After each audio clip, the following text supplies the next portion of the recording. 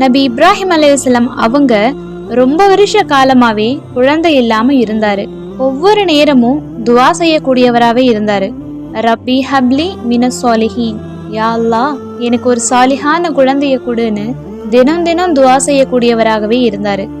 அல்லாஹு தாலா இவருடைய துவாக்கு பதிலளிக்கக்கூடிய விதமா இப்ராஹிம் நபியினுடைய 85வது வயசு, அதாவது வயோதிகத்தினுடைய நிலையில இப்ராஹிம் அலைஹிஸ்ஸலாம் அவங்களுக்கும் ஹாஜரா அம்மையார் அவங்களுக்கும் ஒரு ஆண் குழந்தை பிறக்குது.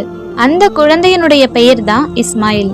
இந்த வயசான காலத்துல ஒரு குழந்தை பிறக்கிறதே ஒரு சோதனை தான். காரணம் என்னன்னா, இந்த வயோதிகத்தினுடைய நிலையில ஒரு பச்சிலம் குழந்தைய தூக்கி வளர்த்தி எடுக்கிறது ஒரு ரொம்பவுமே கஷ்டம். இப்படி குழந்தை பிறந்ததுக்கு அப்புறம் கூட இப்ராஹிம் நபி அலைஹிஸ்ஸலாம் அவங்கள அல்லாஹ் சோதிச்சு பாக்குறான். அல்லாஹு தாலா இப்ராஹிம் அலைஹிஸ்ஸலாம் அவங்க கிட்ட சொல்றான், உங்களுடைய மனைவியையும் குழந்தையும் பாலைவனத்துல விட்டுட்டு நீங்க வந்துருங்கன்னு அல்லாஹ் கட்டளையிடுறான்.